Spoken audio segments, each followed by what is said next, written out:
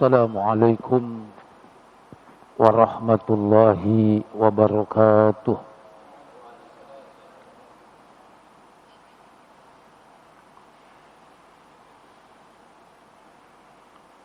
Innal hamdalillah nahmaduhu wa nasta'inuhu wa nastaghfiruh wa na'udzu billahi min shururi anfusina wa sayyiati a'malina. Man yahdihillahu fala mudilla lahu wa man yudlil fala hadiyalah. Wa asyhadu an la ilaha illallah wahdahu la syarika lah wa asyhadu anna Muhammadan abduhu wa rasuluh. Ya ayyuhalladzina amanu taqullaha haqqa tuqatih wa la tamutunna illa wa antum muslimun. Amma ba'du fa inna asdaqal hadits kitabullah wa khairal hadi Muhammadin sallallahu alaihi wasallam wa syarrul umuri muhdatsatuha wa kullu muhdatsatin bid'ah wa kullu bid'atin dhalalah wa kullu dhalalatin finnar. Ayuhal ahibbah, alhamdulillah kita panjatkan puja puji syukur kehadirat Allah Subhanahu wa taala di sore senja hari ini. Kembali kita dapat hadir di Masjid Jami As-Suhada Toyota Manufacturing Indonesia, tepatnya tanggal 17 Safar tahun 1446 Hijriah, berkenaan dengan tanggal 22 Agustus tahun 2024, di mana masih dalam suasana memperingati hari kemerdekaan, yang negeri ini telah mendapat kemerdekaan mencapai 79 tahun, dan diproklamirkannya adalah di tanggal 17 Agustus tahun 1945. Allah berikan kemerdekaan negeri ini dengan rahmat Allah, disebabkan kita beribadah bersama para pejuang negeri kita ini, yang setiap ibadah Allah berikan pertolongan. Sebab Allah Subhanahu wa taala berfirman, in tansurullaha yansurkum. Jika kalian menolong Allah, atau jika kalian, kata para ulama, beribadah kepada Allah, yansurkum, niscaya Allah tolong kalian. Wa yuthabbit aqdamakum, dan Allah teguhkan langkah-langkah kalian.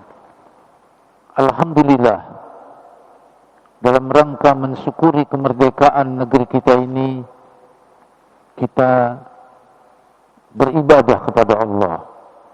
Dan ibadahnya adalah menuntut ilmu. Karena dengan ilmu lah kita akan selamat dan diselamatkan sehingga mencapai tujuan yang kita tuju. Di antara ilmu yang kita pelajari adalah kitab Al-Wajiz fi Fiqhis Sunnah wal Kitabil Aziz oleh Syekh Abdul Azim hafizahullah. Masih menjelaskan tentang kitab shalah berkenaan dengan ruku' dan sujud sampai halaman 194.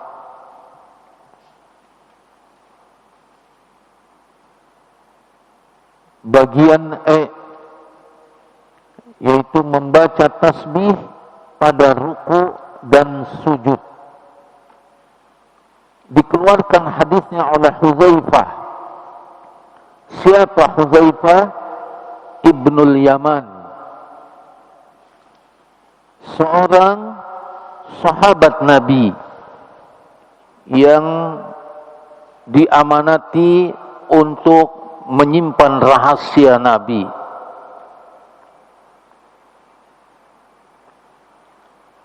Ia berkata,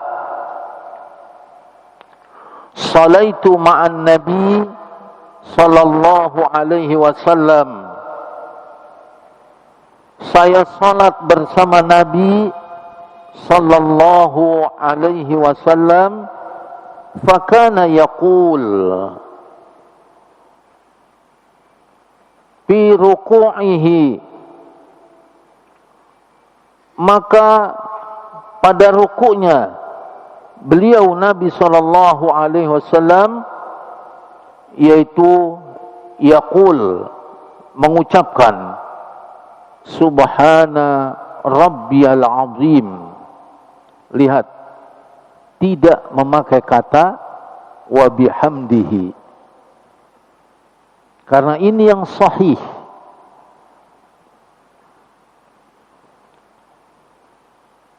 Adapun yang menggunakan kata subhana rabbiyal azim wa bihamdihi, derajat hadisnya hasan.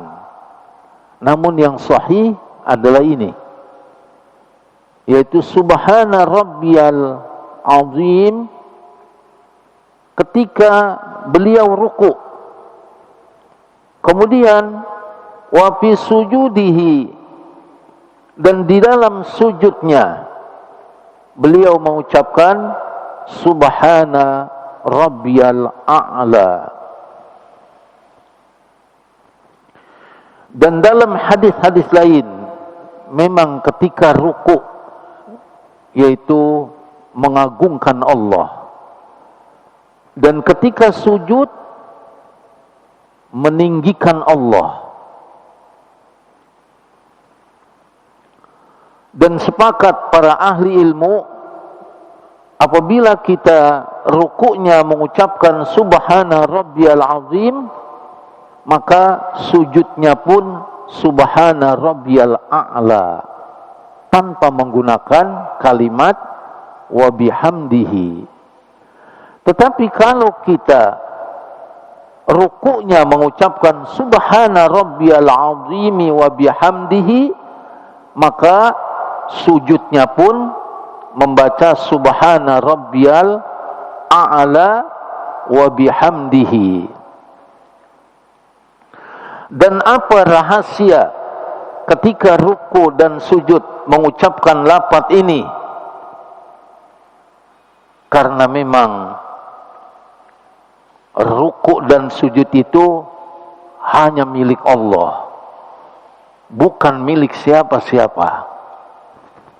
Tidak diperkenankan seorang makhluk, satu makhluk dengan makhluk lainnya memberikan ruku dan memberikan sujud. Hanya ruku dan sujud itu milik Allah Subhanahu wa ta'ala. Maka itu lihat, berulang kali saya sampaikan, ketika kita sholat jenazah tidak ada ruku dan tidak ada sujud.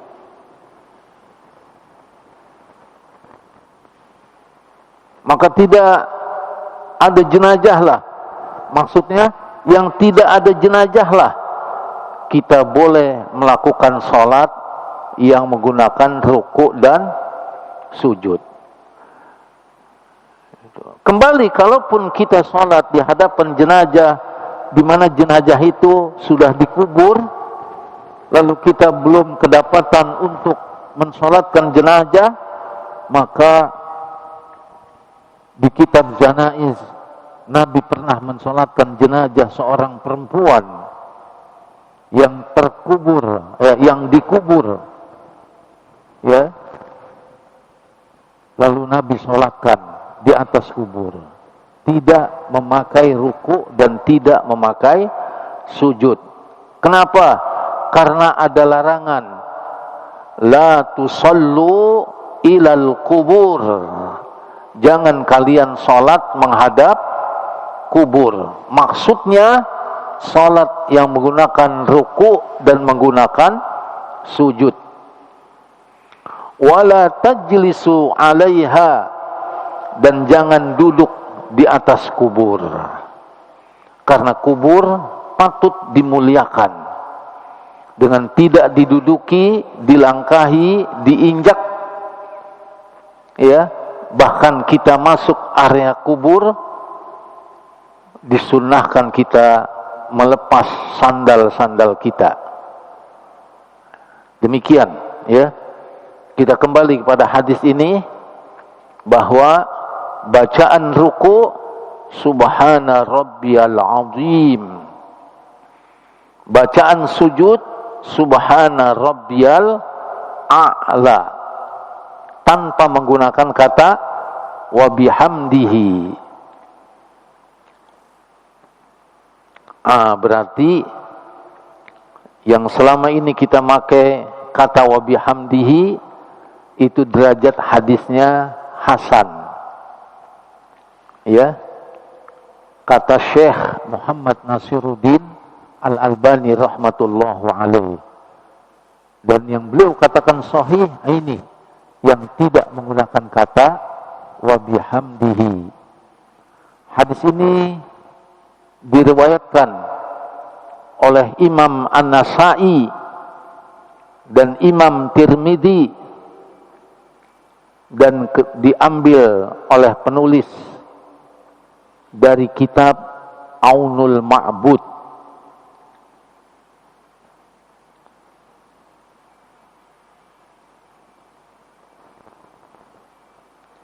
Ya, demikian. Bacaan ruku sunnah, namun wajibnya adalah tumanina.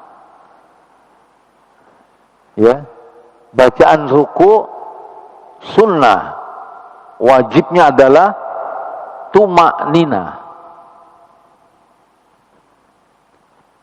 Karena siapa yang sholat yang ruku dan sujudnya tidak tumanina, maka sholatnya tidak diterima oleh Allah selama sittina sana, 60 tahun.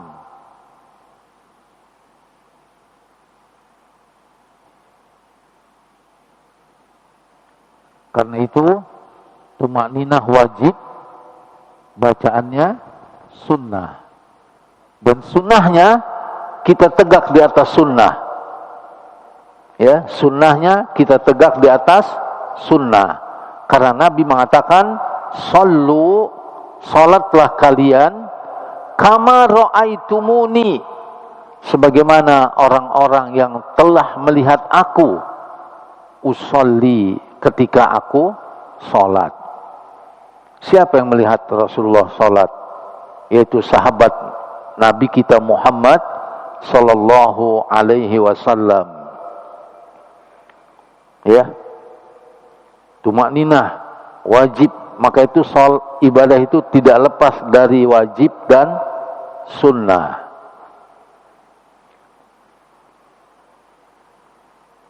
Tapi jangan kita mengaku ahlu sunnah, namun dia tidak mengerjakan yang wajib dan tidak mengerjakan yang sunnah. Ini aneh ya. Ada orang mengaku ahlu sunnah, tetapi dia tidak mengerjakan yang wajib dan juga tidak mengerjakan yang sunnah. Karena itu ahlu sunnah, ia beramal dengan yang sunnah, dan dibalik dia mengerjakan yang wajib.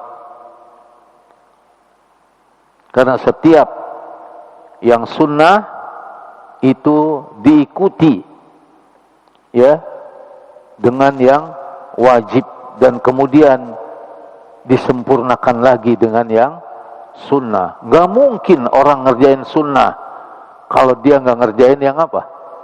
Wajib. Itu Masya Allah ya Pak ya. Gak mungkin dia ngerjain ya, gak mungkin dia mengerjakan yang wajib, gak mungkin dia mengerjakan yang wajib padahal dia mengerjakan yang apa? Sunnah. Justru dia adalah ahli sunnah. Hadis berikutnya, an Uqbah ya, an Utsbah bin Amir radhiyallahu anhu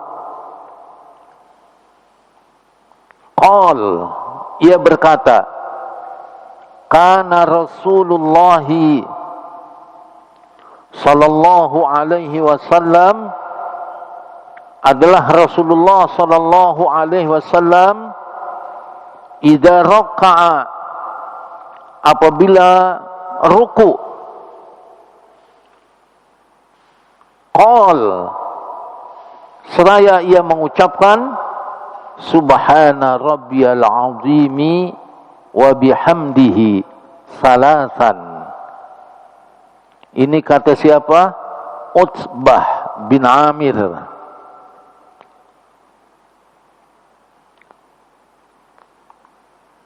Wa idza sajada, dan apabila beliau sujud, qal, ia berucap subhana rabbiyal a'la wa bihamdihi.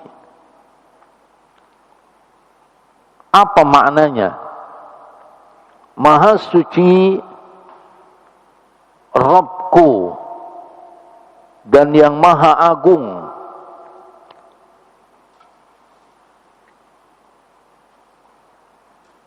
wa bihamdihi, dan dengannya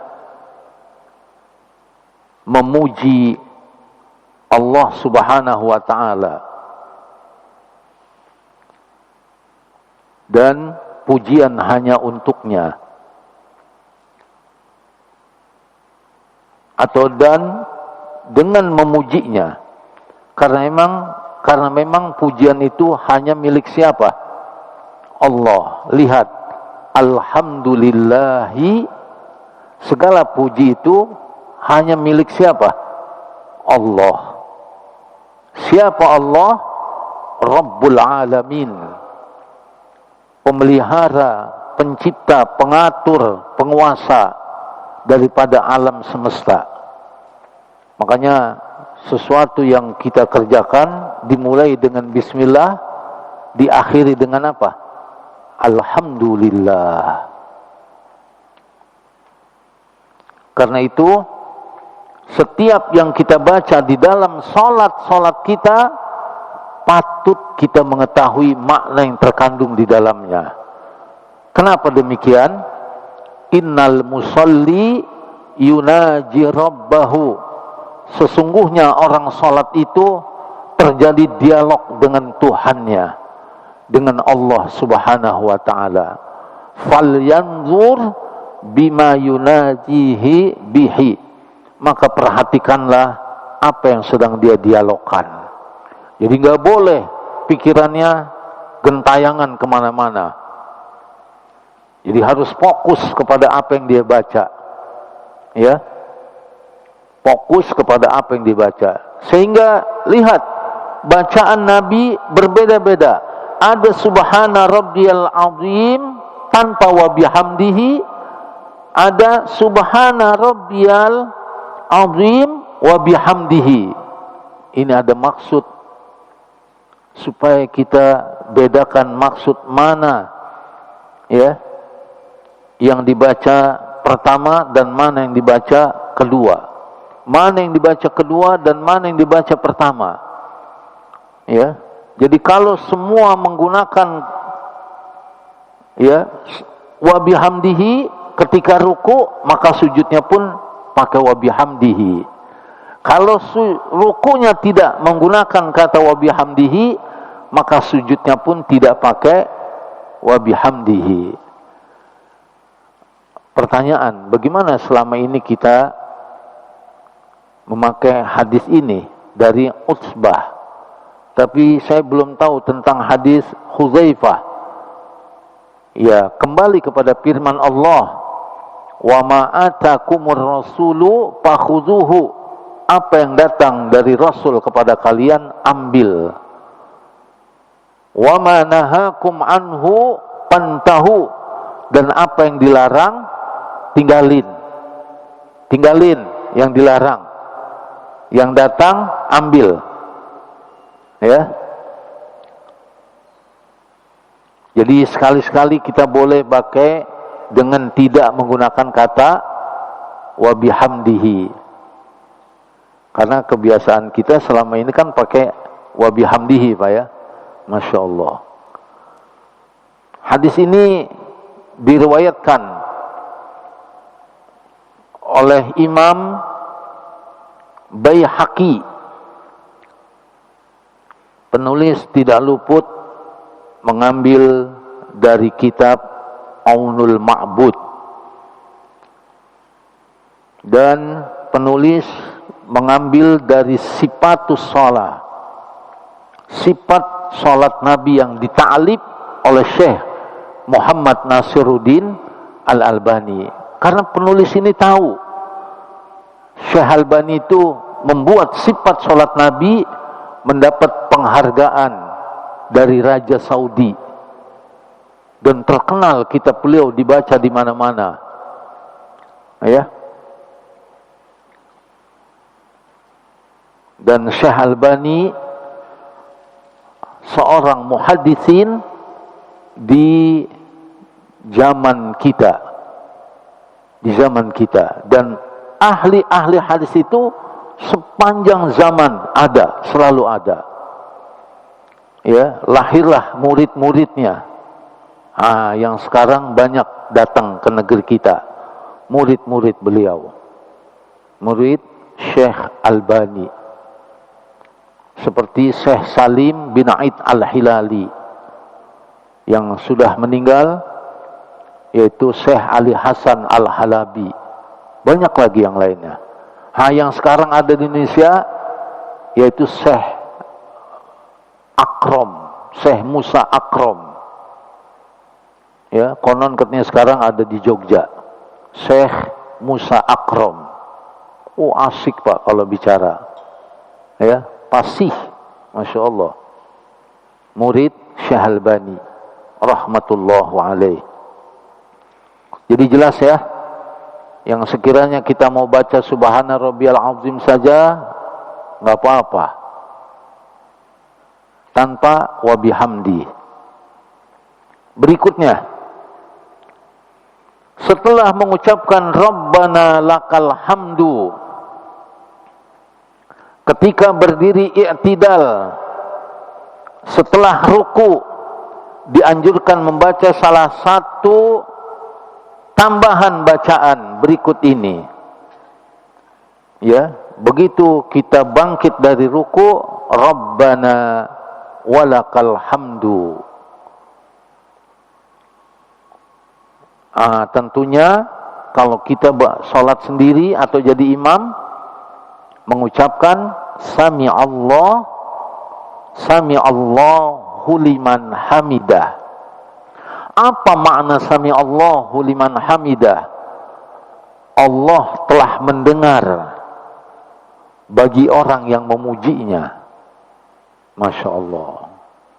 Sebanyak orang yang sholat, baik sholat wajib maupun sholat sunnah, Allah telah dengar terhadap orang yang memujinya. Maka kita mengucapkan Rabbana lakal hamdu.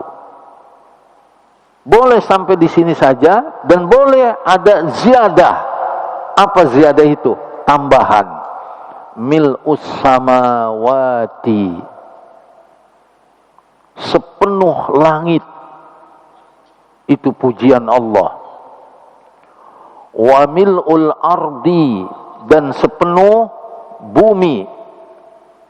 Wa ma bainahuma, bahkan antara keduanya. Wa mil'u ma syi'ta,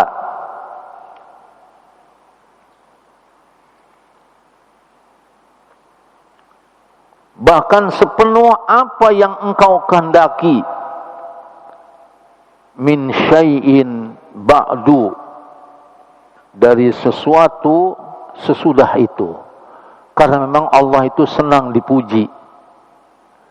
Allah senang dipuji. Bahkan siapa yang suka memuji Allah, Allah beratkan timbangannya. Pada hari apa? Kiamat. Baca di kitab Riyadhus Shalihin. Kata Nabi apa? Alhamdulillah tamla'ul mizan. Ucapan Alhamdulillah itu memenuhi timbangan. Siapa saja yang mengucapkannya, Allah akan penuhi timbangannya nanti pada hari apa? Kiamat. Makanya kita nih ketika ditanya, Pak Haji Turki, gimana kabarnya? Ya lumayan. Lumayan. Kata yang nanya, enggak lumanyun. Mestinya apa? Alhamdulillah ala kulli hal. Segala puji bagi Allah atas segala keadaan. Wah, ini yang luar biasa. Karena Allah senang di apa? Dipuji. Maka kalau kita dipuji, Masya Allah, antum luar biasa. Katakan, Alhamdulillah. Segala puji bagi Allah. Ya. Nah itu, kembalikan kepada siapa yang berhak dipuji. Siapa yang berhak dipuji? Allah.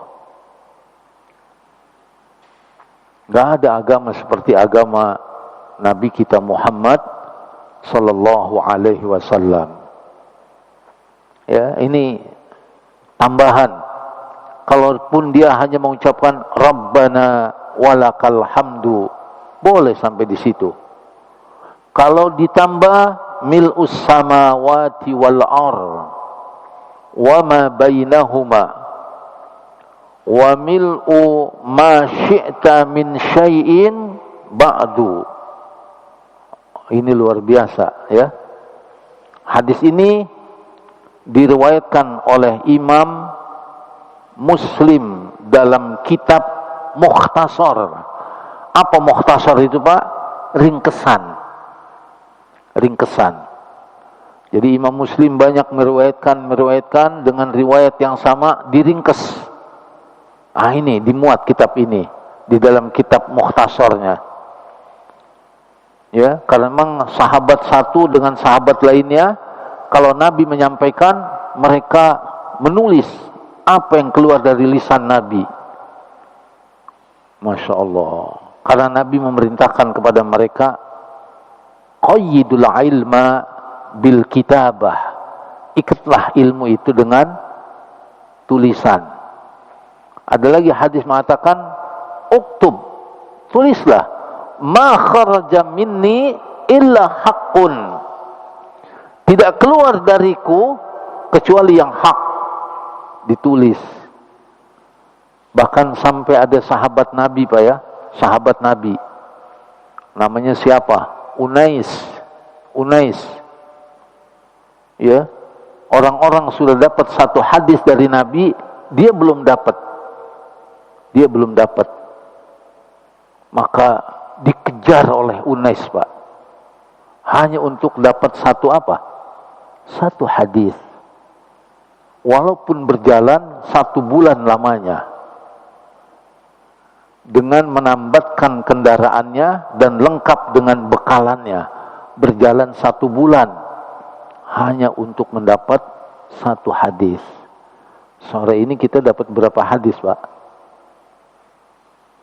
3 hadis. Sebulan kita jalan? Enggak. Belum sebulan. Sejam juga belum ya. Masya Allah. Sahabat Nabi, namanya Unais. Orang-orang sudah dapat satu hadis dari Nabi, dia belum dapat. Berita sampai kepada Unais radhiyallahu anhu. Maka ia tambatkan kendaraannya, berjalan 1 bulan lamanya untuk mendapat satu hadis dari Nabi. Siapa namanya? Unais. Makanya Ustaz Abdul Hakim punya anak perempuan namanya Unaisah. Saya punya anak terakhir namanya siapa? Unais. Masya Allah ya. Yang bulan lalu saya ajak ngaji di sini. Oh, Masya Allah. Sekarang umurnya 3 tahun udah. Ya. Dari istri baru. Ya, dari istri apa? Baru.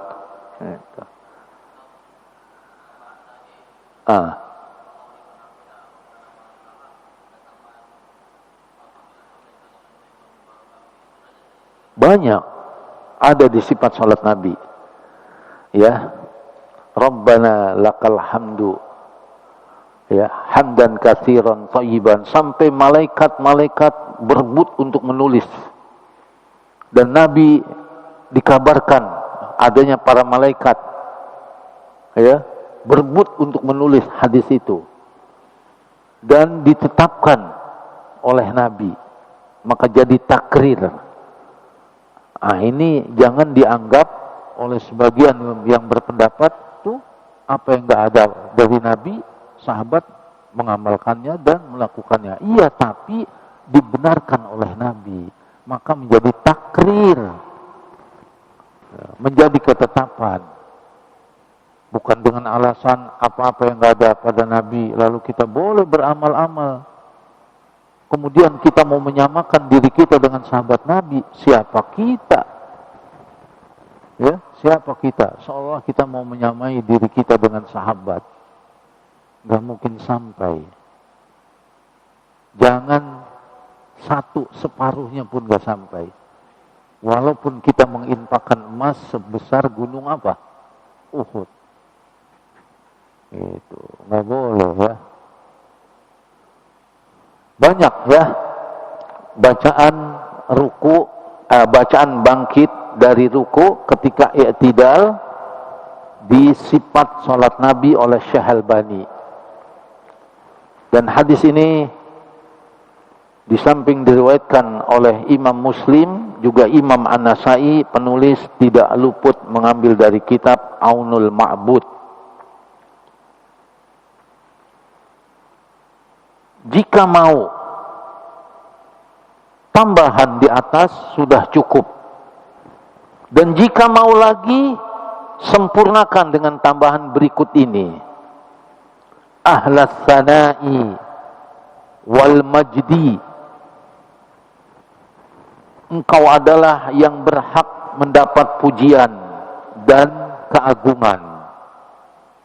Ahaqqu ma qala al-'abdu wa kulluna laka abdun. Sebaik-baik apa yang diucapkan oleh seorang hamba, dan kita semua ini adalah hamba-Mu. Wa kulluna laka abdun. Allahumma la mani'a. Ya Allah, tidak ada yang bisa mencegah lima a'taita, terhadap apa yang telah sangat Engkau berikan. Wala mu'tiya lima mana'ta, dan tidak ada yang sanggup memberi lima mana'ta kalau Engkau mencegahnya.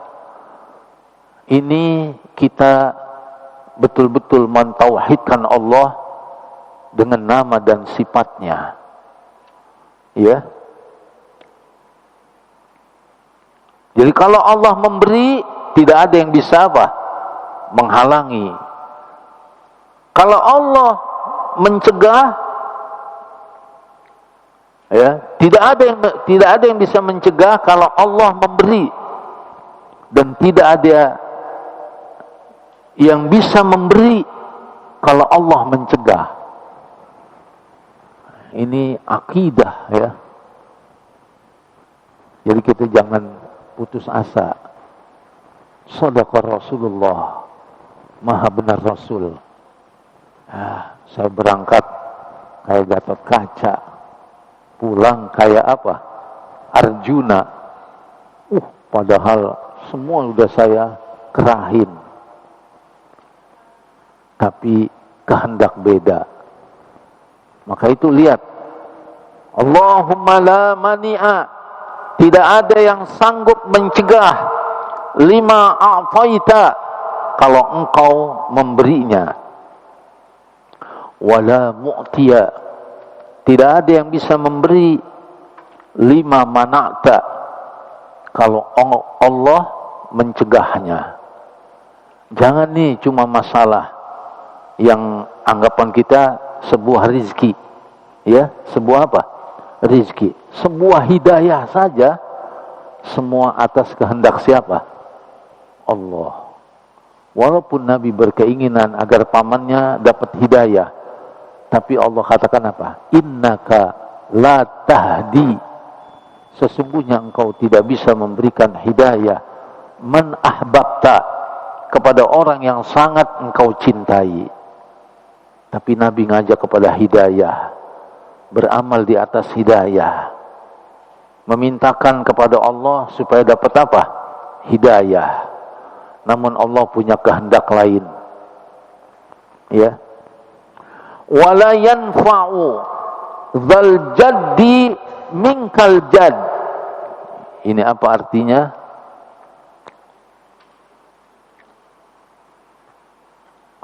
Dan tiada lagi bermanfaat semua kekayaan untuk menolak siksaan darimu. Ini seolah-olah apa yang Allah berikan, ya, apa yang Allah berikan jangan dilupakan, kita berinfak. Orang kaya banyak infaknya, sedikit zakatnya, ya. Orang miskin tidak ada zakatnya, namun sedikit infaknya. Dan infak itu bisa mencegah dari api neraka. Ittaqun nar walau bisikin tamrah. Peliharalah diri kalian dari api neraka, walaupun bersedekah cuma sepotong apa? Kurma. Makanya apa yang kita berikan, Pak, itu jangan pengen kaya, tapi pengen selamat dari apa? Api neraka. Kalau soal kaya, ya, orang berinfak itu, yang kaya tambah kaya, yang miskin jadi kaya, karena dari yang maha kaya. Gitu. Makanya kalau mau berinfak, jangan dikedet-kedet. Kasih, jangan. Kasih, jangan. Akhirnya apa? Jangan ngikutin siapa? Syaitan. Karena as-syaitanu ya'idukumul faqra. Setan itu menjanjikan kepada kalian kepakiran. Nah, itu. Makanya antum kalau dibilang pelit, jangan seneng. Antum pelitnya, oh saya kalau nggak pelit nggak kebeli Apple. La haula wala quwwata illa billah. Nggak punya rumah, innalillah. Nggak kaya, jangan. Kalau dibilang pelit, antum bilang na'udzubillah. Dan jangan mudah-mudah kita mengatakan orang itu pelit, Pak. Ini kadang-kadang suka asma ya, asma tau ya, asal mangap. Ya, nggak boleh bermudah-mudah kita mengatakan kepada orang yang kita katakan antum nih pelit nih. Innalillah wa inna ilaihi raji'un. Karena orang pelit itu musibah, Pak. Nabi saja berdoa, Allahumma inni a'udzubika minal bukhli. Ya Allah, aku berlindung kepadamu dari penyakit bakhil. Sudah maghrib. Masya Allah, nggak kerasa ya. Nanti kita lanjutin habis salat maghrib. Subhanakallahumma wa bihamdik asyhadu an la ilaha illa anta astaghfiruka wa atubu ilaik. Assalamualaikum warahmatullahi wabarakatuh.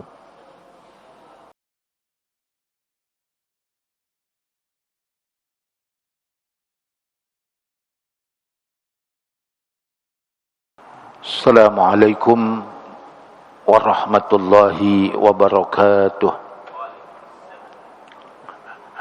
Alhamdulillah wassalatu wassalamu ala rasulillah wa ala alihi wa sahbihi wa mawala wa la hawla wa la quwata illa billah.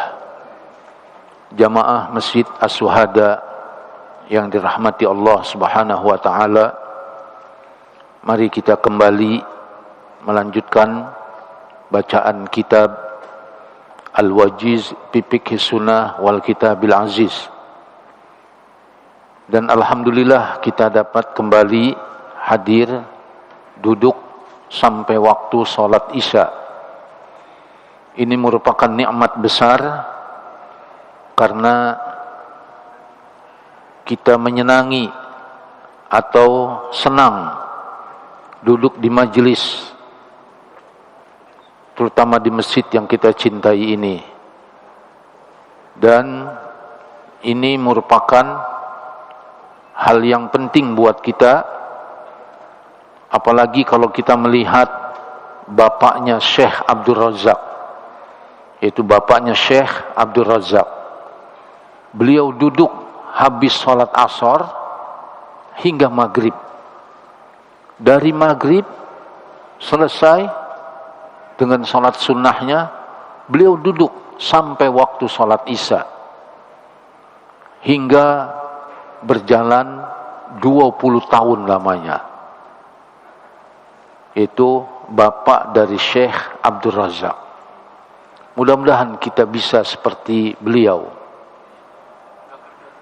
Iya, sudah tidak bekerja, sudah sepuh. Ya, sudah sepuh. Beliau duduk habis sholat asar sampai maghrib. Habis sholat maghrib, kemudian sholat sunnah, beliau duduk lagi. Tidak pulang ke rumah sampai sholat isya selesai. Kita bisakah seperti beliau? Bisa. Kenapa nggak bisa? Kita kan bekerja, ya, mulai pagi sampai sebelum atau sampai asar. Jam 4 ya. Bisa kalau kita mau ikuti. Kita nggak kemana-mana. Manfaatkan waktu kita selama kita masih diberi umur oleh Allah. Karena yang dilihat oleh Allah adalah bima kuntum ta'malun, dengan apa yang kalian kerjakan setelah kalian apa? Berilmu. Bisa sebenarnya, asal kita lazimkan. Ya, habis pulang kerja duduk hingga selesai Isya, baru kita pulang. Oh, kalau kebiasaan ini dapat tempat di karyawan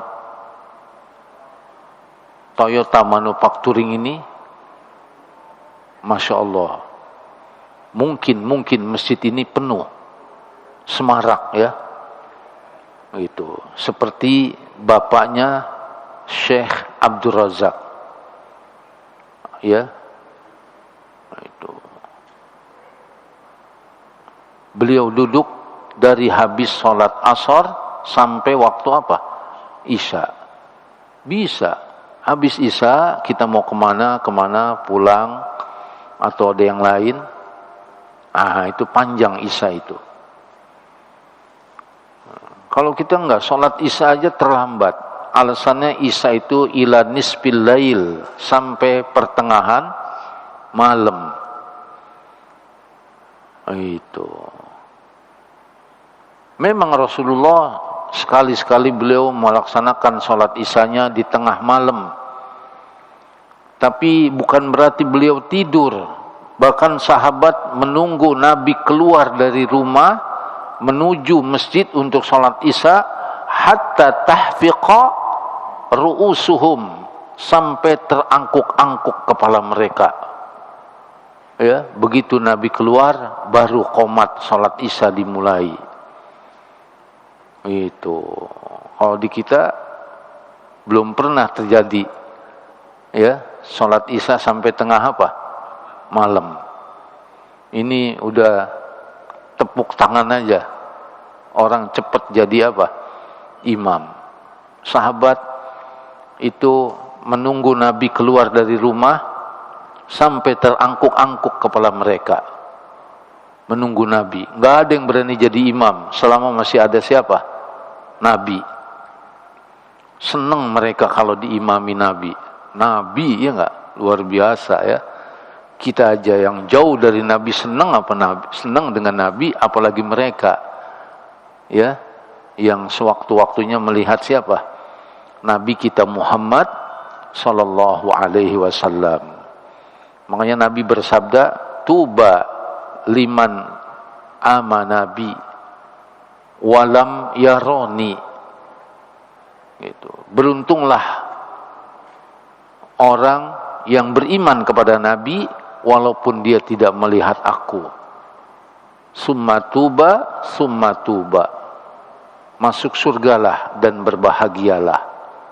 Mudah-mudahan kita menjadi apa yang dimaksud dalam hadis ini. Ya, beruntung, masuk surga, berbahagia. Ya, beriman kepada Nabi tapi tidak lihat Nabi. Ya, demikian kita lanjut. Mudah-mudahan Allah teguhkan langkah-langkah kita, kita bisa duduk ya dari habis asar sampai apa? Isya. Seperti bapaknya Syekh Abdul Razak. Mulai dari kita ya. Masya Allah ya. Ini saya masjid ini penuh. Ramai syiar. Karena agama Islam adalah agama syiar. Ustadz, saya masih muda. Justru masih muda. Kata Nabi, 7 golongan yang mendapat naungan. Di mana hari itu tidak ada naungan kecuali naungannya. Siapa?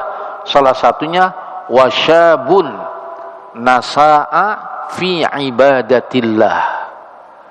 Seorang pemuda yang tumbuh bangkit dalam beribadah kepada Allah. Itu dari 7 golongan. Yang kita tahu cuman memakmurkan masjid ya, terikat dengan masjid. Tapi kata hadis itu di antara yang 7, wasyabun. Apa wasyabun maknanya? Pemuda. Itu, pemuda. Ya. Nasa'a, dia tumbuh fi ibadatillah, dalam beribadah kepada Allah. Memang yang kita harap ini pemuda-pemuda. Ya, kalau udah tua sih mau ngapain lagi enggak? Ya, makanya kata orang Sunda itu ibadah itu kumaha ayeuna, lain kumaha engke. Kalau mudanya ibadah, tuanya juga apa? Ibadah. Bagaimana kalau nunggu tua sedangkan mudanya enggak ibadah? Jangan kumaha engke, kumaha ayeuna. Itu. Karena ibadah itu perlu keterbentukan diri. Ya, adanya ta'lim maka lahirlah tarbiyah. Banyaknya tarbiyah bergantung banyaknya ta'lim. Dan adanya sina'ah itu keterbentukan bergantung banyaknya tarbiyah. Apa tarbiyah itu? Bimbingan. Dibimbing kita zikir, baca Quran, ya, baca sholawat, baca istighfar, baca doa.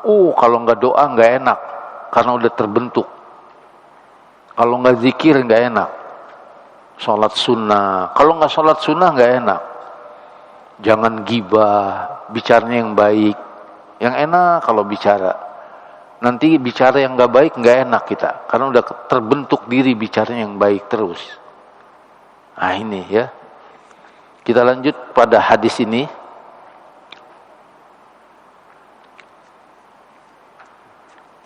Kemudian bacaan berikutnya yaitu i'tidal setelah Rabbana walakal hamdu.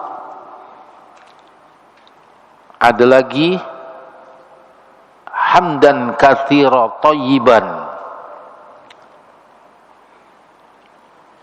Rabbana walakal hamdu, ya Tuhan kami, untukmulah pujian. Hamdan katsira, dengan pujian yang begitu banyak. Thayyiban, lagi baik. Mubarakan alaih,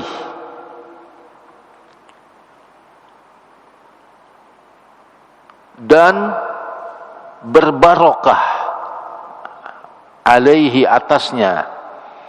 Kama yuhibbu rabbuna, sebagaimana ya Rabb kami, ya, yuhibbu, senang, Rabbuna wa yardo, Allah subhanahu wa ta'ala Tuhan kami, wa yardo, dan ridho. Waktu sahabat mengucapkan lafaz ini dalam i'tidal, Allah perlihatkan kepada malaikat berebut mencatat apa yang diucapkan oleh sahabat ini. Sehingga Nabi bertanya, lafaz apa yang kau ucapkan dalam i'tidal? Kata sahabat itu, saya mengucapkan Rabbana walakal hamdu hamdan katsiran thayyiban mubarakan. Ada riwayat fi, ada riwayat aini, alaih, kama yuhibbu rabbuna wa yardha. Setelah apa? Rabbana lakal hamdu. Atau setelah doa-doa tadi yang di atas kita baca. Masya Allah ya. Ini amalan yang diamalkan sahabat Nabi hingga menjadi ketetapan. Lalu Nabi tanya, ucapan apa yang kau ucapkan? Sehingga Allah perlihatkan kepada Nabi, malaikat berebut untuk menulis apa yang diucapkannya. Nah, itu karena memang Allah senang kepada pujian-pujian yang diucapkan oleh siapa? Hambanya. Sampai-sampai orang baru masuk Islam saja, Pak, itu diucapkan oleh Nabi, alhamdulillahilladzi anqadhahu minan nar. Segala puji bagi Allah yang telah menyelamatkan dia dari api neraka. Nah itu ya. pujian. Allah senang pada pujian. Maka Nabi selalu memuji Allah. Hadis ini dimuat di dalam kitab Sifatus Shalah dan derajat hadisnya adalah sahih. Yang atau di bagian G, doa pada duduk antara dua sujud. Tadi ruku dan sujud ya. Sekarang doa antara dua sujud. Ya, doa pada duduk antara dua sujud. An Hudzaifah radhiyallahu anhu anna nabiyya sallallahu alaihi wasallam kana yaqul baina sajdatain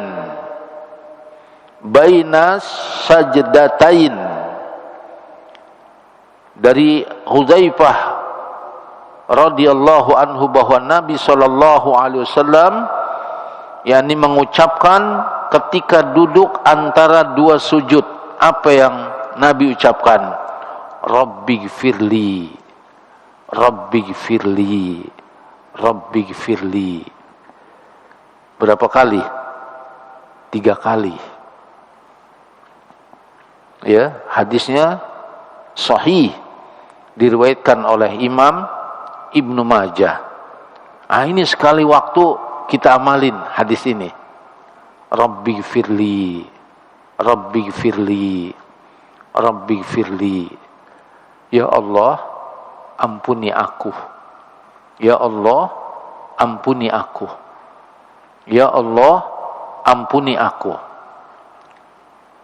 Karena Allah mempunyai sifat Ghafur. Apa Ghafur itu? Pengampun. Maka ampunilah aku. Enak orang kalau diampuni oleh Allah. Ya. Enak orang kalau diampuni oleh Allah. Karena manusia enggak luput dari apa? Kesalahan. Boleh sekali waktu kita amalin hadis ini. Rabbighfirli, Rabbighfirli, Rabbighfirli. Yang biasa kita baca, hadis ini diriwayatkan oleh Imam Ibnu Majah ya. Dan derajat hadisnya sahih. An Ibnu Abbas radhiyallahu anhuma, dari Ibnu Abbas yang Allah telah meridhai keduanya. Anna nabiyya sallallahu alaihi wasallam, bahwa Nabi sallallahu alaihi wasallam kana yaqul baina sajdatain, ketika beliau duduk di antara dua sujud, apa yang beliau ucapkan? Allahumma gfirli, ya Allah, ampuni aku. Warhamni, sayangilah aku. Sudah diampuni, disayang. Minta diampuni dan minta di apa? Disayang. Kemudian wajburni, ya Allah, cukupkan aku. Ya, banyak apa? Rasanya cukup aja. Enggak ngoyoh, atau ngoyoh ya. Wah, enggak kenal waktu. Kata orang Betawi bilang, pala buat kaki, kaki buat pala. Ya, enggak kenal ibadah. Kayaknya udah punya ini, pengen punya itu, udah punya itu, pengen punya lagi. Enggak ada cukupnya. Ini minta doa kecukupan dari Allah. Wajburni, ya Allah, cukupkan aku. Berikan kecukupan padaku. Asik ya. Kemudian wahdini, ya, wahdini, berikan aku hidayah. Karena nikmat kalau seorang berada di atas hidayah, petunjuk. Jadi kalau dikasih penjelasan, nggak ngelak dia. dikasih arahan, ya, tidak berolok-olok atau memikir-mikirkan yang lain, karena dia minta apa? Hidayah dari Allah. Wahdini, berikan aku hidayah. Ya, karena sebaik-baik petunjuk Nabi kita Muhammad sallallahu alaihi wasallam. Wa khairul hadyi hadyu Muhammad. Ya. Dan apa yang ditunjuki Allah dan apa yang ditunjukkan Nabi itu hidayah besar dari Allah. Hidayah besar dari siapa? Allah. Kemudian yang terakhir, warzuqni, berilah aku rizki. Yang biasa kita hafal gimana Pak?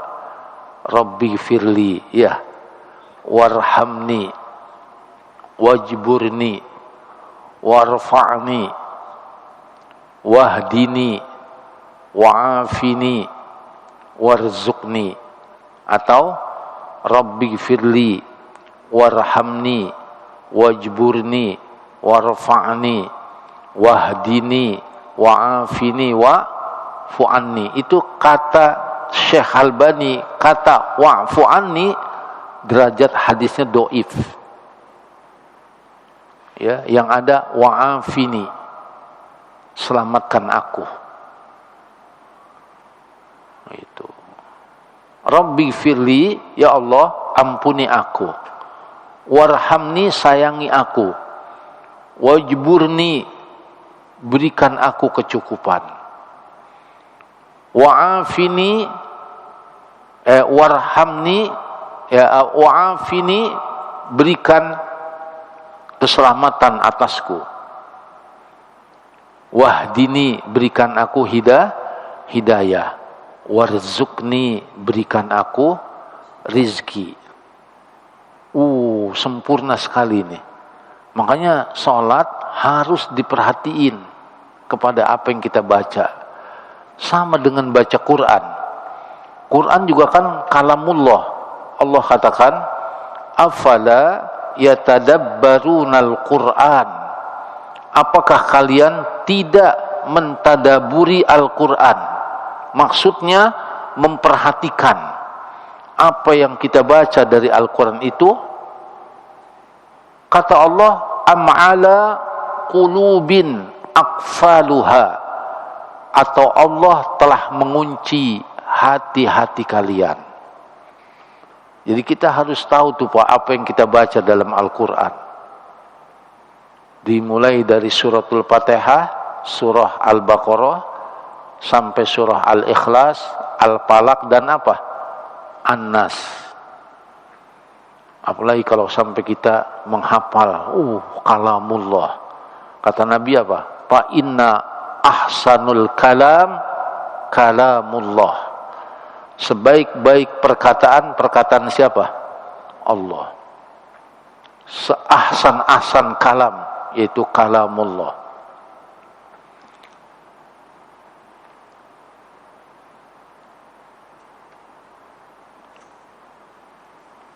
Yang berikutnya, ya, hadis ini diriwayatkan oleh Imam Ibnu Majah, Imam Tirmidzi, dan Imam Ibnu Majah secara khusus meriwayatkan hadis ini. Yang berikutnya, an Aisyata, dari Aisyah radhiyallahu anha, yang Allah telah meridainya, qalat, ia berkata, kunna nu'iddu li Rasulillahi sallallahu alaihi wasallam. Kami biasa mempersiapkan untuk Rasulullah sallallahu alaihi wasallam apa? Siwakahu, yaitu siwaknya, wa tahurahu, dan air wudunya. Jadi wa tahurahu itu dimaknakan air wudunya, karena memang air wudu itu pembersih atau kunci dari sholat. miftahus shalah tuhur. Kunci salat adalah apa? Bersih. Maksudnya dia bersih dari hadas besar dan bersih dari hadas kecil, dan dia punya wudu. Itu. Jika dapat air, kalau dia punya junub apa? Fattoharu, mandi. Ya. Kalau dia tidak dapat air, bagaimana? Aula mastumun nisa patayammamu. Kalau dia tidak dapat air apa? Tayamum. Gitu. Karena tayamum itu pembersih, kunci dari sholat. Ketika punya apa, Pak? Junub. Jadi Allah katakan aula mastumun nisa, atau menyentuh perempuan, maksudnya jima. Palam tajidu ma'an, jika tidak dapat air, patayammamu, maka tayamum. Kalau dapat air berarti apa? Fattoharu, maka mandi. Mandi apa? Junub. Di dalam mandi junub ada wudu. Di dalam mandi junub ada apa? Wudu. Pertama mencuci kedua tangan, yang kedua tangan kanan menyirami tangan kiri. Ya, yang ketiga mencuci kemaluan. Yang keempat berwudu sebagaimana wudu salat. Cuma kaki diakhirin. Yang kelima memasukkan air ke akar-akar rambut. Yang keenam menyiram kepala sebanyak 3 gayung. Yang ketujuh menyiram seluruh tubuh. Yang kedelapan mencuci kedua kaki sampai mata kaki. Itu cara mandi junubnya Rasul. Nah, itu. Maka itu di dalam mandi junub, di dalamnya ada apa? Wudu. Bukan mandi dulu baru wudu. Nah, ini kebanyakan kita mandi dulu baru apa? Wudu. Dari mana? Nah, itu. Ya. Jadi wudu dulu. Kan hadas kecil dulu baru hadas apa? Besar. Itu. Masa hadas besar dulu baru hadas kecil? Terbalik namanya. Terbalik enggak? Terbalik. Maka jangan sentuh-sentuh ini lagi. Ya, karena tadi pertama mencuci kedua tangan, yang kedua tangan kanan menyirami tangan kiri, yang ketiga mencuci apa? Kemaluan. Sebersih-bersihnya. Baru kita berwudu sebagaimana wudu salat. Sudah bersih, jangan dipegang-pegang lagi. Kalau dipegang-pegang lagi, menyentuh, man massa dzakarahu falyatawaddo. Siapa yang menyentuh kemaluannya, maka dia harus apa? Wudu. Sekalipun kita mandi junub tidak bermaksud untuk mendirikan sholat, tetap mandi junub di dalamnya ada wudu. Gitu. Ya, sampai-sampai mau sholat Jumat aja kita ghuslu Jum'ah wajibun ala kulli muhtalim. Mandi Jumat itu wajib atas orang yang sudah akil balik. Kata para ulama, mandinya seperti mandi junub, walaupun malamnya tidak punya apa? Junub. Jangan diartiin tuh malam Jumat junub, besok mandi junub. Itu bukan. Jadi akhirnya biasa nih khusus malam Jumat. Enggak ada kekhususan. Ya, jangan mengkhususkan kalau Nabi tidak khususkan. Ya, lihat. Kemudian fayab'atsuhu Allahu fihi ma syaa ayab'atsahu minal lail, kata hadis ini. Kemudian Allah membangunkannya pada malam, ya, pada malam hari sesuai kehendaknya.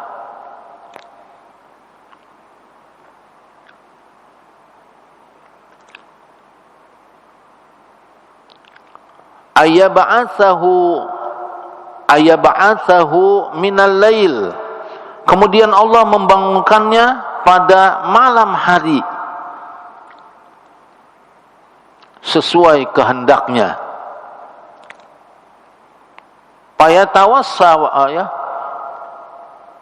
Payatawassaku, lalu beliau membersihkan gigi, maksudnya bersiwak.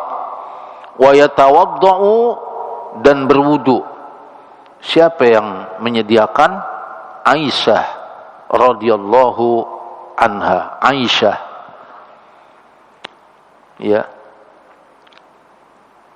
Summa yusalli tis'a rakaat. Kemudian beliau salat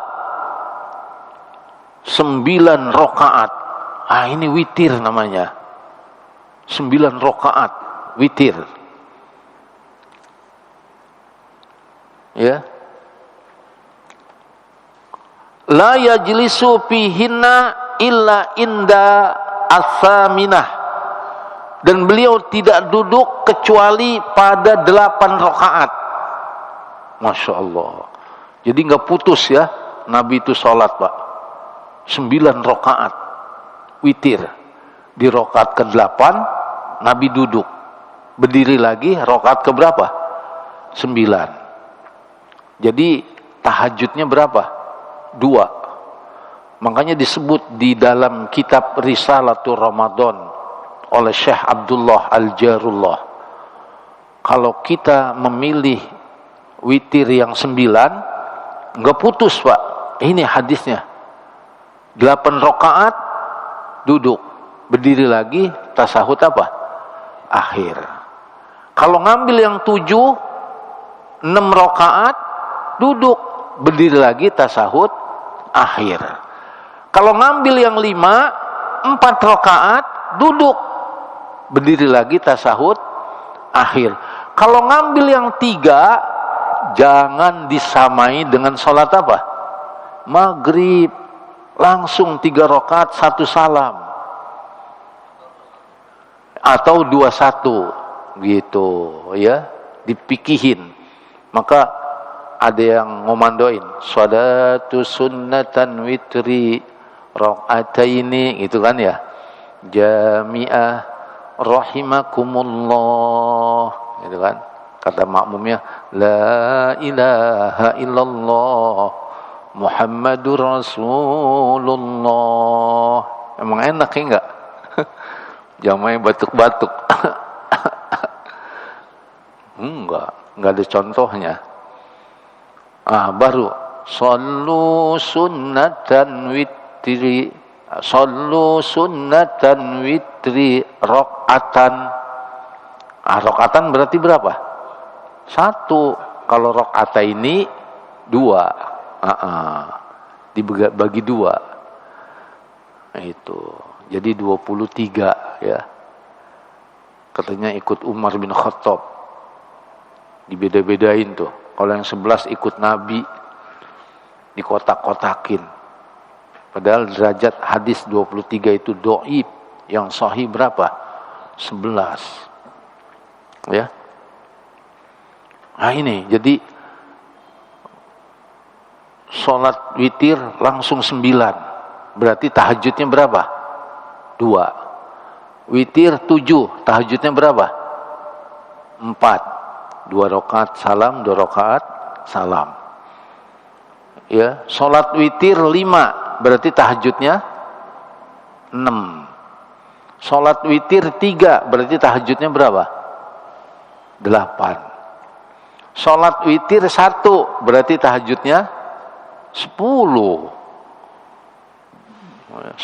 tahajudnya. Nah, itu. Nah, fayad'u rabbahu wa yusalli ala nabiyhi. Maka pada rakaat ya, beliau berdoa kepada Rabb-Nya. Wa yusalli ala nabihi. Ini ya. Dan beliau berselawat atas kenabiannya.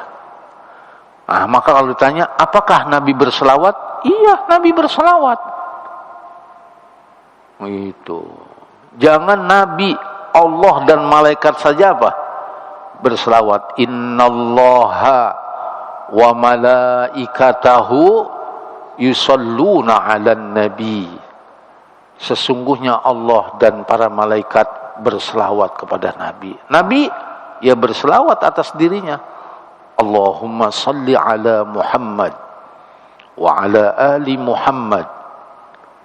Masya Allah. Makanya sepelit-pelit umatku jika disebut namaku, dia tidak berselawat kepada aku. Nabi ketika menyebut dirinya sebagai Nabi, Nabi berselawat. Allah dan malaikat saja nggak berhenti-berhenti berselawat. Kepada siapa? Nabi. Ya ayyuhalladzina amanu sallu alaihi wasallimu taslima. Masya Allah. Ya, antum kalau disebut nama Nabi berselawat sallallahu alaihi wasallam. Tapi berselawatnya enggak mesti Allahumma shalli wa sallim alaihi. Oh, teriak-teriak. Enggak, biasa aja. Sallallahu alaihi wasallam.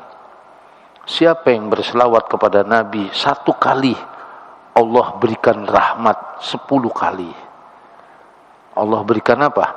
Rahmat. Dan orang yang memperbanyak selawat atas Nabi, dia akan dapat syafaat Nabi nanti pada hari apa? Kiamat. Terutama pada hari Jumat. Perbanyak selawat kepada Nabi. Ini Nabi, terjelaskan hadisnya ya. Setelah Nabi berdoa kepada Allah, beliau itu wa yusalli ala nabiyhi. Beliau berselawat atas kenabiannya. Summa yanhadu wala yusallimu. Kemudian bangkit tanpa mengucapkan salam. Bangkit. Summa yusalli at-tasi'ah. Ya, beliau berdiri salat pada rakaat yang keberapa? Ke-9. Masya Allah. Wa yaqudu thumma yahmadu rabbahu. Kemudian duduk tasyahud akhir. Lalu memuji Rabbnya. Wa yusalli ala nabihi, dan beliau berselawat atas kenabiannya. Wa yad'uhu, dan beliau berdoa-doa. Masya Allah. Di tasyahud akhir beliau berdoa-doa. Doa terus Nabi doa. Nabi doa. Makanya kita mesti banyak hafalan doa nih. Bagaimana mau berdoa? Kagak hafal doa. Dan doa yang connecting itu doa sebelum apa? Salam. Karena sholat itu terjadi dialog antara kita dengan siapa? Allah. Masya Allah. Ini sholat malam Pak ya. Sholat malam. Itu. Summa yusallim. Kemudian beliau salam. Assalamualaikum warahmatullahi. Ada assalamualaikum warahmatullahi wabarakatuh. Ada assalamualaikum warahmatullahi. Ada yang di sifat salat Nabi assalamualaikum. Boleh. Terus saya amalin Isya ya. Ada yang ngeritik sama saya, Pak. Ustaz, kok antum nggak ada wabarakatuhnya? Anda bilang baca di sifat salat Nabi bab salam. Oh, itu bagus nanya enggak? Jadi tahu. Jangan ngeklaim, waduh, lupa kali itu Ustaz, nggak baca wabarakatuh. Boleh Pak, assalamualaikum. Itu di sifat salat Nabi oleh Syekh Albani. Ya jelas ya hadis ini ya, Masya Allah ya. Berarti ini tahajudnya berapa? 2 tahajudnya. Witirnya 9. Karena kata Nabi, man ahabba ayyutira, Siapa yang menyukai witir? At-tasi'ah, yaitu 9, falyaf'al, laksanakan. Wa man ahabba ayutira bisab'ah, ya, bisab'ah. Siapa yang menyukai witir 7, falyaf'al. Siapa yang menyukai witir 5, falyaf'al. Siapa yang menyukai witir 3, falyaf'al. Siapa yang menyukai witir 1, falyaf'al. Berarti tahajudnya berapa? 10. Ayo Pak, coba sekali waktu kita lakukan nih, 9 langsung. Jangan putus-putus. Seperti Nabi. 8 rakaat, tasahud awal. Tanpa salam. Berdiri lagi, tasahud apa? Akhir. Ini hadisnya. Ya. Sampai di sini, ada yang mau bertanya? Fadhal.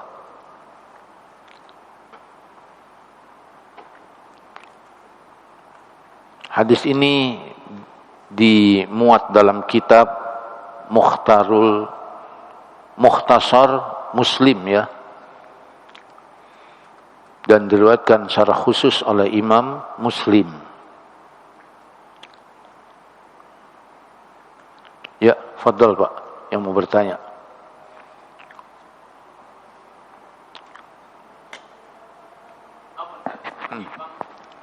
Nggak apa-apa. Tadi disinggung terkait mandi junub. Apa hukumnya bagi orang yang tidak melakukan itu? Dosa besar. Dan dia orang yang tidak bersih, dosa. Karena dzunub itu artinya dosa. Makanya orang yang belum mandi junub, orang yang berdosa. Mungkin pertanyaannya anak keliru. Pertanyaannya, mandi junub yang dikenali sama kaum muslimin kebanyakan yang mandi basah aja gitu. Oh iya. Kita mandi junub, mandi basah gitu kan. Iya. Mandi yang dari kepala sampai Oke. tapi mandi junub yang dicontohkan oleh Nabi tidak lakukan. Bagaimana hukumnya, Ustaz? Iya, mandi junub itu mandi apa? Mandi basah. Gitu. Karena semuanya sampai akar-akar rambut harus basah. Nabi memasukkan tangannya ke akar-akar rambut. Pertama mencuci kedua tangan, yang kedua tangan kanan menyirami tangan kiri, yang ketiga mencuci kemaluannya sebersih-bersihnya. Enggak, yang keempat wudu. Yang keempat wudu.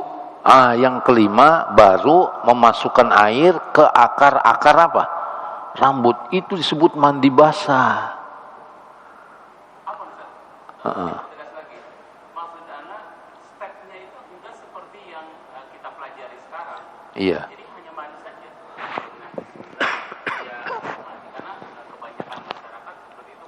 Ketika ditanya mandi basah apa mandi junub yang kamu ketahui seperti apa, pasti nggak sama seperti apa. Oh iya. Enggak, mereka sebenarnya paham kalau dibilang antum mandi basah ya. Berarti habis melakukan hubungan. Tapi karena memang basah semua. Tapi kalau mandi biasa aja, nggak dibilang mandi basah. Antum udah mandi? Jawabnya iya udah mandi. Nggak bilang mandi kering, enggak? Ya, nggak bilang mandi kering. Iya udah mandi. Malah ditakid, cuma bukan mandi basah. Karena kalau dibilang saya mandi basah, berarti habis melakukan hubungan, jima. Jima itu persenggamaan, persetubuhan. Jima. Jangan ngomong yang lain ya. Ini ngomong yang lain. Udah haji lagi. Ngomongnya nggak enak banget, enggak? Ya. Iya. Kita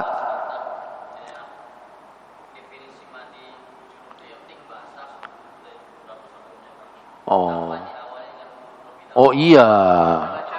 kebanyakan mereka begitu memang. Ya dia berarti nggak belajar, mesti belajar. Jahil namanya. Hukumnya apa? Jahil. Maka itu mesti belajar. Dia disebut muqallidin hukumnya. Ikut-ikutan aja. Iya, makanya menuntut ilmu itu hukumnya apa? Wajib. Wajib menuntut ilmu. Tidak halal seorang beramal sampai datang apa? Ilmu. Maka dengan ilmulah dia akan kenal cara beramal. Itu. Oh, saya baru tahu ini. Ternyata mencuci kedua tangan dulu, baru tangan kanan menyirami tangan kiri. Di kitab ini ada, diperhatiin cara mandi junubnya Nabi oleh Aisyah radhiyallahu anha. Dilihatin nama Aisyah. Boleh nggak istri ngeliatin suami? Boleh. Halal. Mandi berdua boleh. Tidur aja berdua ya enggak?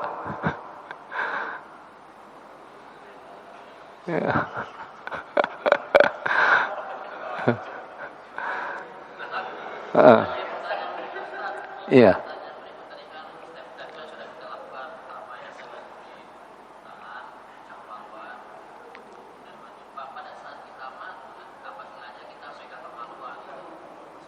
Maka kembali berwudu. Kalaupun dia karena dia mau mendirikan apa? Salat, kecuali kalau tidak bermaksud untuk mendirikan salat, tidak apa-apa. Karena kata Nabi, man massa dzakarahu falyatawaddo. Siapa yang menyentuh kemaluannya, maka dia harus apa? Wudu. Gitu. Enggak kalau mau mendirikan salat. Kalau dia enggak mendirikan salat, enggak. Karena dia bermaksud ingin mendirikan salat, batallah wudunya. Gitu. Ya. Tapi ada seorang yang tidak bermaksud mendirikan sholat tanpa menyentuh, habis melakukan hubungan, dia disunnahkan berwudu. Karena dengan berwudu menambah ghiroh. Menambah apa? Ghiroh, semangat lagi. Gitu. Jima lagi enggak? Asik. Karena memang dunia ini untuk dinikmati, bukan untuk dimiliki, ya. Jima lagi. Gitu. Mandi lagi. Ah, itu Nabi seperti itu, ya. Nabi itu, Pak, cara mendatangi istrinya ba'da zuhur. Ya, sampai asar. Wah, begitu asar, siapa yang mendapatkan waktu untuk bagian untuk dia? Itu. Maka dari asar sampai zuhur. Habis zuhur, Nabi datang lagi ke istri-istri yang lain. Makanya sunnahnya punya istri lebih dari satu, jangan jauh-jauh. Iya, bersebelahan. Ya, seperti Nabi. Nabi, ya enggak? Istrinya berapa? 11, meninggal 2, tinggal 9. Masya Allah, ya. Kita enggak boleh lebih dari 4. Cukup 4. Enggak bisa 3. Enggak bisa lagi 2. Enggak bisa lagi 1. Nggak bisa 1, puasa. Udah Isya, ya. Sekian. Subhanakallahumma wa bihamdik, asyhadu an la ilaha illa anta, astaghfiruka wa atubu ilaik.